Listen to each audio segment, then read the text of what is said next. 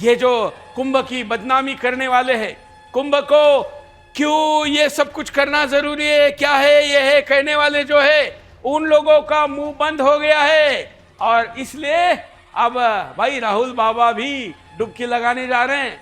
तो फिर क्यों खड़गे जी पीछे रह रहे? भाई गंगा तो माफ कर देती है और हिंदू तो वैसे भी माफ कर देता है, तो जाइए डुबकी लगाइए, क्योंकि ये सबको अवसर मिलना चाहिए, निंदकों का भी फायदा होना चाहिए, यही धर्म सिखाता है।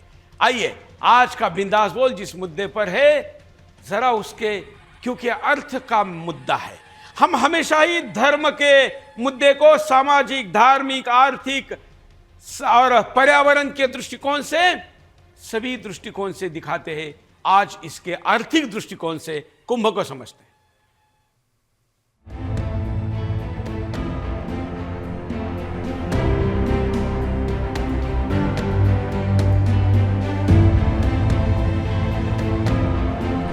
सुनो, आंख पर पट्टी बांधकर महाकुंभ पर हर बार सवाल उठाने वालों, अब क्या कहोगे?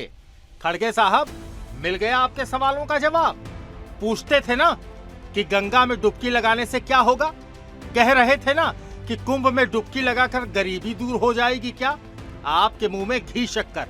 3 लाख करोड़ का चमत्कार देखकर कुछ दूर हो ना हो, विधर्मियों के इकोसिस्टम की बोलती जरूर बंद हो जाएगी। महाकुंभ के 35 दिनों में ही 50 करोड़ से ज्यादा श्रद्धालुओं ने संगम जाकर स्नान किया। महाकुंभ को बदनाम करने का कोई मौका तो हिंदू द्रोहियों ने नहीं छोड़ा था। हर मुमकिन कोशिश करके देख ली, खूब जहर उगला।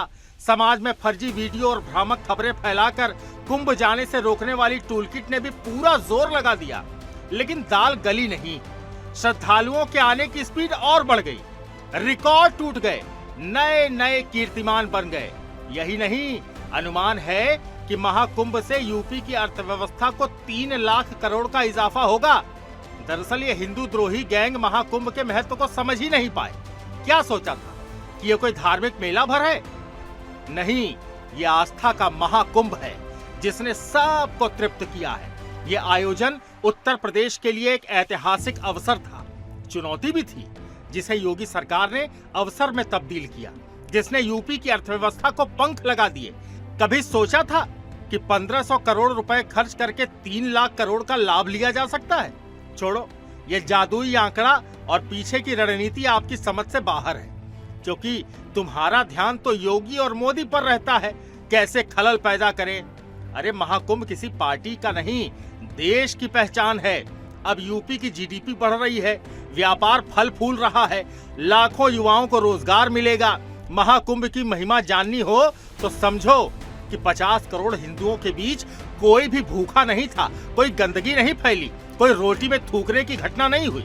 महाकुंभ ने साबित कर दिया कि ये आयोजन सिर्फ आस्था ही नहीं बल्कि एकता और शांति का प्रतीक भी है। यहाँ किसी ने एक दूसरे का अपमान नहीं किया, हर किसी ने एक साथ बिना जातिवाद या भेदभाव के आस्था की डुबकी लगाई।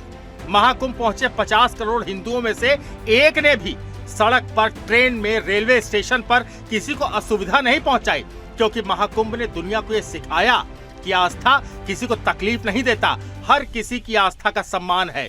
महाकुंभ के दौरान अजान या सामूहिक प्रार्थना के दौरान किसी धर्म के मंदिर या मस्जिद पर पथराव नहीं हुआ। असली आस्था हिंसा, नफरत और भेदभाव से दूर रखती है। इस महाकुंभ में किसी हिंदू ने किसी विदेशी का धर्म परिवर्तन करने की कोशिश की या किसी की जमीन पर कब्जा किया? नहीं। अब उत्तर प्रदेश समृद्धि की ओर बढ़ रहा है। महाकुंभ यूपी की आर्थिक समृद्धि, रोजगार और विकास का सबसे बड़ा प्रतीक बन चुका है, और जो महाकुंभ को नहीं समझ पाए उनका मुंह अब बंद हो चुका है। Bureau report, Sudarshan news. सत्य सामने आता ही है, हाँ धैर्य चाहिए, और वो धैर्य दिखाया।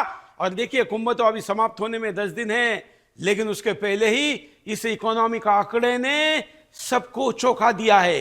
संख्या इतनी आ रही थी तो ये होगा ही, यह अनुमान था ही, लेकिन जिसको बस काला ही दिखता है उसका क्या इलाज हो सकता है, तो उसका इलाज आंकड़ों ने कर दिया।